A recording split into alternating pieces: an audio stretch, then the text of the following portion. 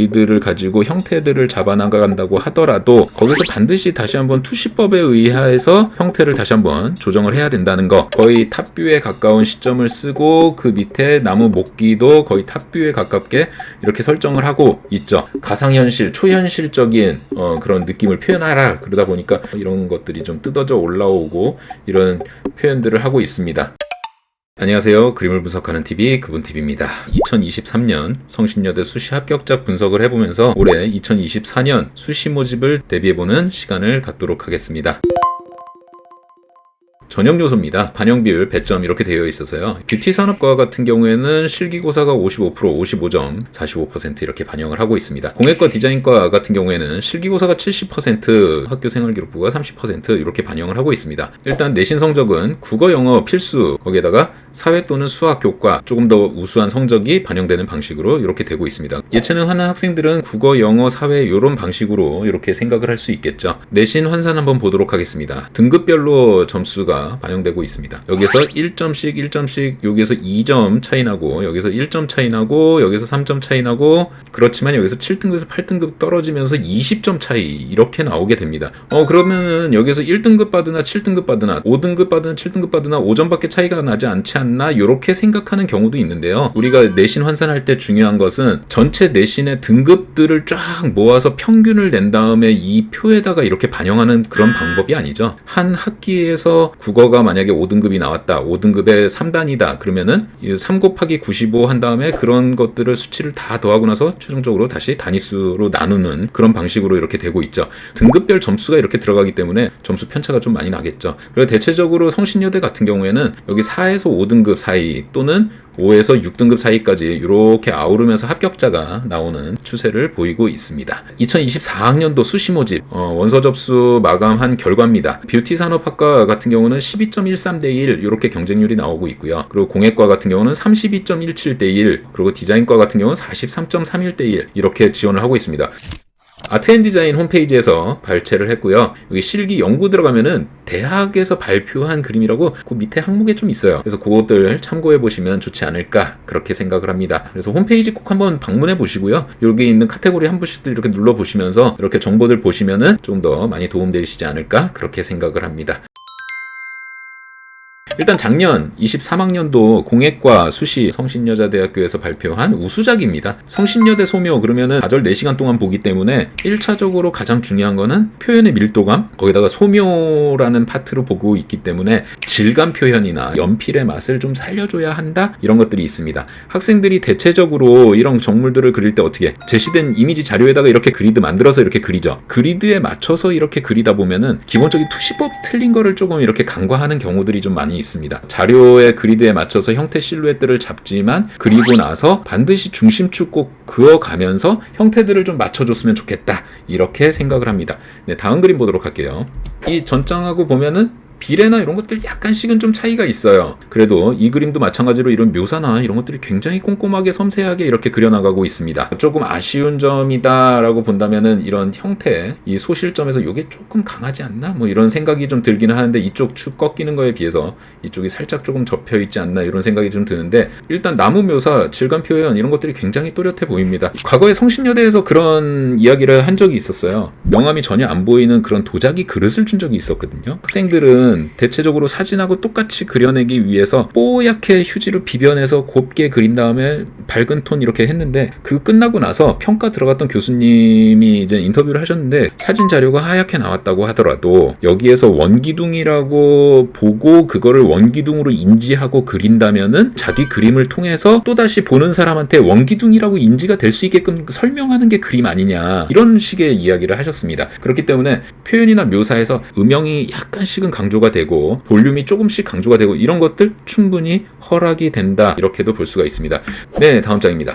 형태가 조금 왜곡되는 느낌이 있지 않나? 조금 전 학생은 소실이 조금 급격하게 모였다라고 볼 수 있는데 이 친구 같은 경우 여기에서 얘가 너무 평행하게 나오고 있죠. 여기가 살짝은 접혀야 이 면이 조금 짧아 보였을 텐데 이런 기울기 되게 미묘한 기울기거든요. 여기에서 대략 한 3mm 정도 또는 2mm 정도 이렇게 싹 깎아줘야 되는데 그런 투시를 다시 한 번쯤은 계산하는 게 더 좋지 않았을까? 전장하고 다시 한번 비교해 볼까요?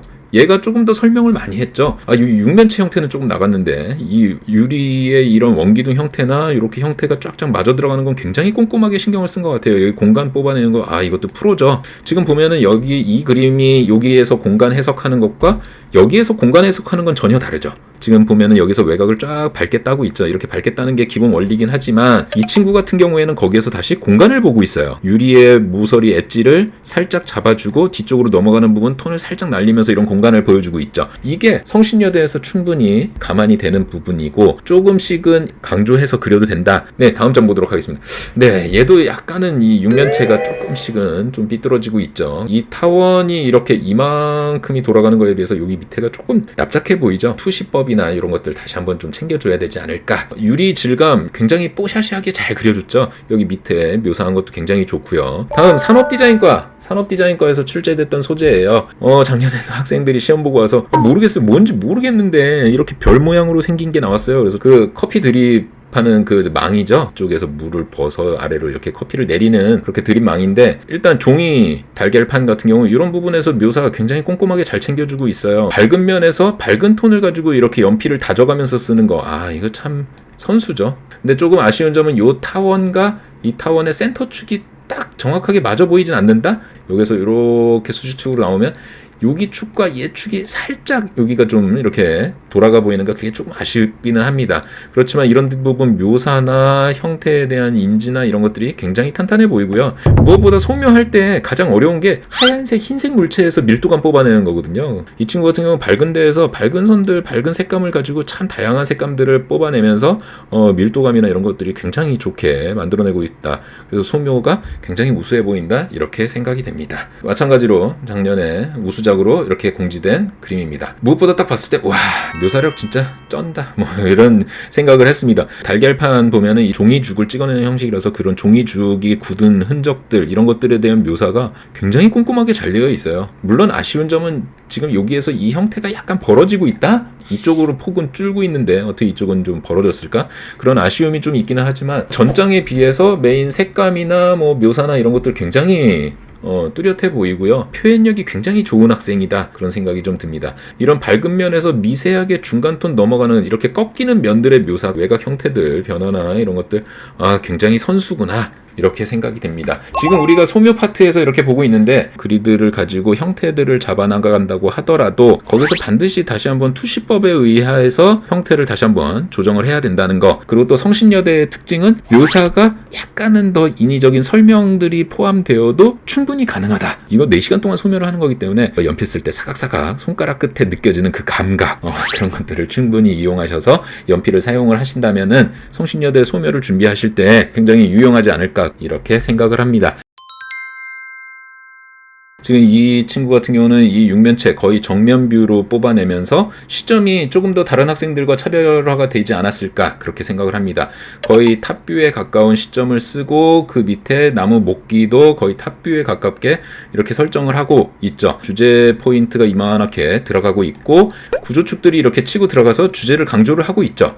면을 반복하면서 여기에서부터 이렇게 움직이는 흐름의 공간으로 주제부를 집중을 하고 있습니다. 전반적인 물체가 우측 상단에 붙어 있다 보니까 여기에서 받아주는 물체도 좌측 하단 부분에 이렇게 붙어 빠지는 형태들, 블루 밸런스 주기 위해서 요런데 약간씩 블루톤 이렇게 주고 있는데 이쪽에도 블루톤이 좀 있었으면 어땠을까, 화면에서 이렇게 받아주는 역할로. 그래서 전체적인 이 그림 봤을 때 붙을만 했다, 이렇게 보여집니다. 네, 다음 그림 보도록 할게요. 일단 큰 붓, 거기에다가 앞에 주제 포인트, 거기에서 목기와 유리그릇 형태 나오고 그쪽으로 집중되고 있는 붓들, 주제부 세팅이 이만큼까지 이렇게 나오고 있고요. 당연히 여기서 유리 질감이 있었기 때문에 이 유리 질감 받아주려고 우측 하단, 그리고 위에 부분에 화면 위에 쪽 잘리는 공간 받아내려고 여기에도 유리, 왼쪽 하단 부분에 이렇게 주제 포인트가 들어가 있으니까 오른쪽 위에 나무 한번 받쳐주고, 그리고 우측 화면 잘리는 부분 잡아주는 요 정도의 역할. 그러고 나서 위에 쪽에 큰 축이 있으니까 거기에서부터 쏟아져 나오는 붓과 주사위들, 정확하게 정말 정석적인 그림을 딱 만들어가고 있습니다. 이 친구 같은 경우에는 뭐 전장들은 다 주사위를 메인으로 뽑아냈는데 이 친구 같은 경우는 주제부에서 그것들을 조금 더 빼곡하게 집어넣었다 이렇게 생각은 듭니다. 근데 전장들 보면은 메인에서 조금 더 선명하죠. 내가 주제 포인트라고 생각되는 부분에서 2개 내지는 3개를 가지고 주제부를 설정을 하고 나머지는 좀 엑스트라로 빼는 거, 그 정도도 현명하게 판단을 할 수 있다 이렇게 볼 수가 있습니다. 그렇지만 주제부가 굉장히 실루엣이 정확하게 딱 보여지고 있죠. 거기에서 오른쪽 화면 잡아내기 위해서 큼직하게 유리 하나 더 치고 있고요. 왼쪽 공간 여기에서 하나 더 공간감 이렇게 만들고 있습니다.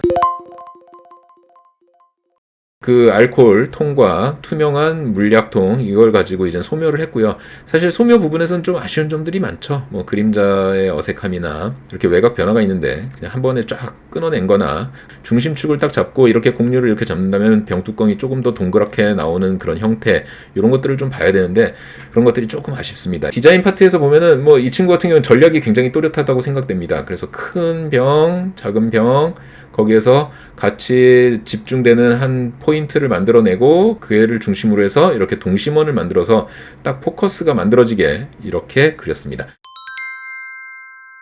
상상의 가상현실 속 세계를 초현실적인 느낌으로 표현하시오. 대체적인 유형이 대부분 다 얼굴 인물이 이렇게 들어가서 거기에서 메이크업 파트 들어가고 헤어 이런 부분들이 같이 병행되는 방식으로 그림이 진행이 되죠. 인체가 표현됐을 때는 무엇보다 대비가 가장 중요하다. 저는 이렇게 생각을 합니다. 그래서 얼굴 표현에서 톤이 너무 무겁게 들어가서 얼굴이 좀 시커매 보인다든가 그것보다는 얼굴을 최대한 가볍게 뽑아내고 거기에 올라가는 이런 장식적인 요소들 또는 머리, 헤어스타일과의 조금 대비 이런 효과를 만들어내는 거 이게 가장 중요한 목적이 되지 않을까 그렇게 생각을 합니다. 얼마나 인물을 잘 그리느냐 보다는 인물에다가 다른 장식적인 요소들이 들어간 것들을 얼마나 조화롭게 그리느냐에 대한 평가 기준이 있기 때문에 인물은 조금 더 가볍게 표현을 하고 그 위에 올라가는 이런 장식적인 요소들 톤을 조금 더 발색을 끌어올려서 이렇게 표현하는 게 가장 합리적이고 바람직하지 않을까 이렇게 생각을 합니다. 지금 보면은 인물의 정확한 비례나 이런 것보다는 그 위에 올라가 있는 이런 장식적인 요소가 조금 더 강조되어 있다. 거기에다가 뭐 가상현실, 초현실적인 그런 느낌을 표현하라 그러다 보니까 이런 것들이 좀 뜯어져 올라오고 이런 표현들을 하고 있습니다. 어둡고 밝고 이런 것들이 반복적으로 나오면서 선명한 대비의 효과를 만들어내고 있다라고 생각합니다. 친구 같은 경우에는 사실 이 소묘의 중심축이나 이런 원기둥의 형태에 대한 해석 전반적으로 여기에서 나오는 형태에 대한 건 조금 그렇게 자신이 많지는 않았나 봐요. 그렇지만 디자인에서 이런 컨셉을 가지고 우수작으로 선정되지 않았나 그렇게 생각을 합니다.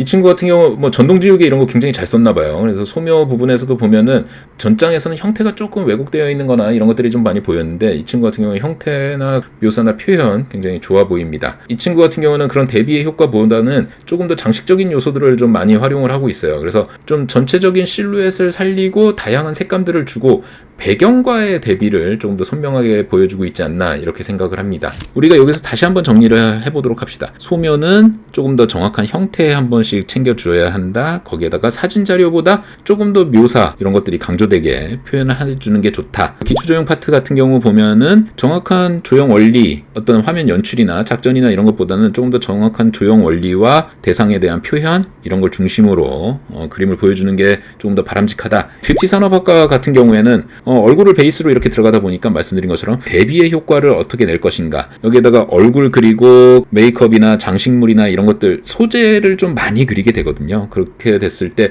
톤이 꼬이거나 같은 어떤 명도 차이가 별로 없이 이렇게 되면 그림이 굉장히 산만해질 수 있기 때문에 명도나 채도나 색상 대비 이런 것들 많이 포커스를 가지고 준비해야 된다 이렇게 생각을 합니다. 다음 시간에 도움이 되는 컨텐츠를 가지고 돌아오도록 하겠습니다. 오늘도 그분TV였습니다. 감사합니다.